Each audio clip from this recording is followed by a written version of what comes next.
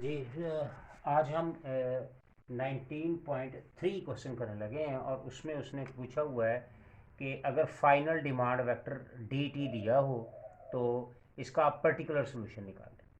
ये बेसिकली ये final demand vector जो है ये हम इनपुट आउटपुट मॉडल की जो डायनेमिक्स होंगी उनकी ये एक वर्जन है जो कि हमें देखना पड़ेगा कि इसको हम किस तरह से इवेलुएट करें। अच्छा, सबसे पहले इसको इवेल्युएट करने के लिए देखिए मेरे पास एक साइमल्टेनियस इक्वेशन होती है, difference equation, simultaneous difference equation. वो क्या होती है? That is equal to X T plus one minus A into X T equal to D T. ये मेरे पास होती है जी साइमल्टेनियस डिफरेंस इक्वेशन, जो कि हमें फाइनल वेक्टर डिमांड के लिए हमें ज़रूरत होती है। अब यहाँ पे मुझे डी टी दिया हुआ है तो मुझे क्या चाहिए? एक्स टी और एक्स टी प्लस वन चाहिए। तो यहाँ पे मैं एक्स टी जो है इसको ले लेता हूँ। देखें जी, एक्स टी जो है दैट इज इक्वल टू, ये मेरे पास आ जाएगा बीटा वन डेल्टा टी, और हम ले लेंगे साथ ही बीटा टू डेल्टा टी। तो ये मेरे पास आ जाएगा। अगर ये एक्स टी है तो मैं एक्स टी प्लस वन में क्या करूँगा? एक्स टी प्लस वन में क्या करूँगा? Beta one delta T plus one आ जाएगा और beta two delta T plus two आ जाएगा। ये मेरे पास आ जाएगा जी। अच्छा, अब इन दोनों को हम मैट्रिक्स फॉर्म में लिखते हैं। तो जब मैं मैट्रिक्स फॉर्म में लिखूंगा एक्स टी को जब मैं मैट्रिक फॉर्म में लिखूंगा तो ये मेरे पास आ जाएगा बीटा वन डेल्टा टी और बीटा टू डेल्टा टी। और यहाँ से हम डेल्टा टी कॉमन ले लेते हैं तो ये मेरे पास डेल्टा टी कॉमन आ गया और मेरे पास रह गया बीटा वन और बीटा टू। और यहाँ पे बीटा वन और बीटा टू क्या चीज़ है? ये अनडिटरमाइंड कोफिशेंट है। Beta one and beta two जो है ये क्या है? यूसी, अनडिटरमाइंड कोफिशेंट्स हैं। अच्छा, इसी तरह से इसको हम क्या लिखेंगे? एक्स टी प्लस वन को, इसको लिखेंगे एक्स टी प्लस वन को हम लिखेंगे beta one delta T plus one और beta two delta T plus two आ जाएगा। और यहाँ से हम फिर क्या करेंगे? बीटा वन बीटा टू जो है ये वैसे लिख देते हैं beta one delta T into delta one, और इसी तरह से बीटा टू को लिखेंगे डेल्टा टी और यहाँ पे आ जाएगा डेल्टा टू आ जाएगा। यूँ इस तरह हम लिख सकते हैं इसको। ठीक है जी। तो इसको जब हम मज़ीद लिखेंगे, इसको मज़ीद हम जब लिखेंगे तो ये मेरे पास आ जाएगा बीटा वन और ये साथ आ जाएगा डेल्टा, ठीक है, और बीटा टू आ जाएगा और साथ क्या आ जाएगा? डेल्टा। और यहाँ पे हमारे पास कॉमन क्या आ जाएगा? डेल्टा टी कॉमन आ जाएगा। तो ये मेरे पास फॉर्म आ गया। अच्छा, इसकी बहुत सारी फॉर्म्स है लिखने की, इसकी फॉर्म्स बहुत सारी हैं लिखने की। तो मैं जब इसको मज़ीद बीटा वन और बीटा टू को जब मैट्रिक्स फॉर्म में लिखूँगा तो मैं इसको ये लिख सकता हूँ। ये देखें, ये बीटा वन को डेल्टा यहाँ पे लिखूँगा और यहाँ पे ज़ीरो लिखूँगा, क्योंकि बीटा वन इसका कोफिशिएंट कितना है? Beta one. अब बीटा वन का कोफिशिएंट कितना है? डेल्टा, तो वो मैंने लिख दिया। बीटा टू का कोफिशिएंट क्या है? वो इस इक्वेशन के अंदर यानी रो के अंदर नहीं है तो हमने ज़ीरो लिख दिया। अब इस रो के अंदर हमारे पास बीटा वन का कोफिशिएंट नहीं है तो हम ज़ीरो लिख देंगे, और बीटा टू का हमारे पास है तो उसको हम डेल्टा लिख देंगे, और फिर साथ हम लिख देंगे बीटा वन बीटा टू और साथ लिख देंगे डेल्टा टी। अब आप जब इसको इवेलुएट करें ना, इसको मल्टीप्लाई करें तो यही इक्वेशन आनी चाहिए, यानी सेम। यानी देखिए आप डेल्टा बीटा वन और डेल्टा टी वही आ जाएगी, और इसी तरह इसको भी करेंगे तो यही इक्वेशन आ जाएगी। तो ये बहुत सारी इक्वेशंस हैं जिसको हम मुख्तलिफ फॉर्म में हम इसको लिख सकते हैं। अच्छा जी, अब मेरे पास ये आ गया, मेरे पास क्या आ गया? एक्स टी भी आ गया और एक्स टी प्लस वन भी आ गया। अब हमने क्या करना है? इन दोनों को, ये जो मेरे पास इक्वेशन है इसके अंदर हमने इसको फिट करना है। चले इसके अंदर हम इसको फिट करते हैं ज़रा। अब देखें ज़रा मेरे पास क्या था? इक्वेशन क्या थी? X T plus one minus A into X T equal to D T. ये थी मेरे पास इक्वेशन। प्लस वन की वैल्यू ये सारी पुट करें हम तो ये आ जाएगा डेल्टा 0 0 डेल्टा और साथ क्या आ जाएगा β1 β2 और है डेल्टा टी माइनस। अब ए की इक्वेशन, ए को क्या लिखेंगे, ए को लिखेंगे A11 A12 A21 और A22, क्योंकि 2x2 डिटर्मिनेंट की फॉर्म में, मैट्रिक्स की फॉर्म में आ रहा, तो हम इसको भी 2x2 की फॉर्म में लिखेंगे। अब xt मेरे पास ये xt आ रहा है, क्या आ रहा है β1 β2 और क्या आ रहा है डेल्टा टी इक्वल टू, अब dt आ गया। अब dt गिवन है हमें, ये देखें ये dt गिवन है हमें, हम ये वैल्यू पुट करेंगे, तो यहाँ पे ये वैल्यू हम इसके अंदर पुट कर देते हैं, डेल्टा 1 डेल्टा 2 और कॉमन साथ ले लेते हैं डेल्टा टी। अब देखें यहाँ से और यहाँ से डेल्टा टी अगर कॉमन लूँ और ये इससे कैंसिल हो जाएगा, तो मेरे पास बाकी क्या रह जाएगा, मेरे पास रह जाएगा जी डेल्टा 0 0 डेल्टा, यहाँ पे रह जाएगा β1 β2 माइनस, ये वैसे लिख देंगे A1 A12 A21 A22 और ये आ जाएगा β1 β2 और यहाँ पे आ जाएगा λ1 और λ2। तो हमने यहाँ से डेल्टा टी जो है वो β1 और β2 को कॉमन ले लेते हैं। चलो जी, हम सबसे पहले हम क्या करते हैं, β1 और β2 जो है वो हम कॉमन ले लेते हैं। ये मेरे पास कॉमन आ गया और मेरे पास क्या रह गया यहाँ पे, ये रह गया जी मेरे पास डेल्टा 0 0 डेल्टा और माइनस रह गया जी मेरे पास A11 A12 A21 A22, ठीक है जी, ये मेरे पास रह गया और साथ रह गया जी मेरे पास λ1 λ2, ये मेरे पास रह गया जी। अब आपने इसको सब्ट्रैक्ट करना है, तो ये β1 β2 वैसे लिखा गया, ये वैसे आ गया जी। अब आप इसको सब्ट्रैक्ट कर दें तो ये क्या आएगा, इसको जब इससे करेंगे तो लैम्डा माइनस A11, इसको माइनस करेंगे तो ये माइनस A12, ये माइनस A21 और इसको जब इससे करेंगे तो ये क्या आएगा लैम्डा माइनस A22 आ जाएगा, दैट इज इक्वल टू λ1 λ2। ठीक है जी, तो ये मेरे पास कंडीशन आ गई। अब यहाँ पे आपने क्या करना है, सबसे पहले इस पूरे मेथड को हम दो तरीक़ों से सॉल्व कर सकते हैं, या तो हम इसको क्रैमर रूल से सॉल्व कर सकते हैं या हम इसको इन्वर्जन मेथड से। तो यहाँ पे मैं इसको क्या कर लगा हूँ, मैं क्रैमर रूल से सॉल्व करने लगा। यहाँ से हम क्या करेंगे, क्रैमर्स रूल के ज़रिए हम इस क्वेश्चन को सॉल्व करेंगे। अच्छा, जब इसको क्रैमर रूल के ज़रिए सॉल्व करेंगे तो इस पूरे को मैं लेट सपोज कर लेता हूँ, मैं लेट कर लेता हूँ कि that is equal to a delta और इसका डिटर्मिनेंट ले लूँगा lambda delta minus A11 minus A12 minus A21 और डेल्टा माइनस A22। अब आप इसका डिटर्मिनेंट ले लें, जब आप इसका डिटर्मिनेंट लेंगे तो क्या आएगा जी हमारे पास, इसको इससे मल्टीप्लाई करेंगे, सो लैम्डा डेल्टा माइनस A11 और डेल्टा माइनस A22 और इसको इससे मल्टीप्लाई करेंगे तो ये आ जाएगा A12 और A21, ये मेरे पास आ जाएगा। हाँ जी, यहाँ तक ये मेरे पास उसकी वैल्यूज़ आ गई। अच्छा, डिटर्मिनेंट आ गया। अब हम क्या करेंगे, चूँकि क्रैमर रूल है तो पहले इस कॉलम को मैं इसको लेट से डेल्टा 1 कह देता हूँ, डेल्टा 1, और इस कॉलम की जगह हम क्या लिखेंगे λ1 λ2, λ1 λ2 और ये वैसे लिख देंगे माइनस A12 और डेल्टा माइनस A22 वैसे लिख देंगे हम। अब हमें ये पता है कि λ1 और λ2 1 के बराबर है, क्योंकि हमें क्वेश्चन के अंदर गिवन है, ये देखें ये हमें क्वेश्चन के अंदर गिवन है, ये दिया हुआ है λ1 और λ2। तो हम क्या करते हैं, इसकी वैल्यू जो है λ1 और λ2 की वैल्यू 1 1 पुट कर देते हैं, तो ये मेरे पास क्या बन जाएगा, ये 1, ये भी 1 आ जाएगा, माइनस A12 और डेल्टा माइनस A22। अब आप इसको इवेल्युएट कर लें तो ये क्या आ जाएगा डेल्टा माइनस A22 और प्लस A12, ये मेरे पास आ जाएगा। ठीक है जी। अच्छा, अब इसी तरह से ये डेल्टा 1 आया, हम डेल्टा 2 निकालेंगे।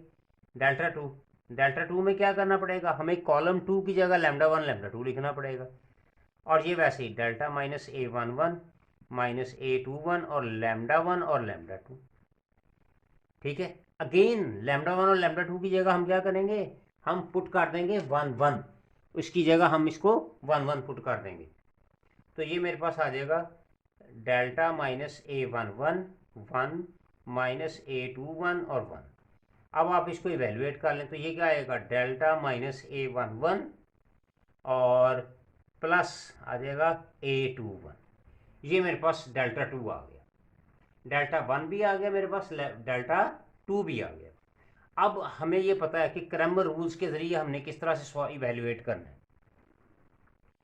हमें क्रैमर रूल्स के ज़रिए हमने इसको इवेल्युएट करना है। अब देखिए यहाँ पे क्रैमर रूल के ज़रिए सबसे पहले हमने बेसिकली फाइंड क्या करना है, बीटा वन आएगा डेल्टा ओवर डेल्टा 1 जी। ठीक है जी, डेल्टा का आंसर मेरे पास क्या आया था, ये देखें, ये मेरे पास डेल्टा का आंसर आया हुआ है। So delta minus A11 delta minus A22 और माइनस A12 और A21, ये मेरे पास आया सारा डिटर्मिनेंट की फॉर्म में, अपॉन में आ जाएगा, अपॉन में। अब डेल्टा 1 का आंसर ये मेरे पास पड़ा हुआ, ये देखें, ये डेल्टा 1 का आंसर पड़ा हुआ। सो ये आ जाएगा delta minus A22 plus A12 आ जाएगा।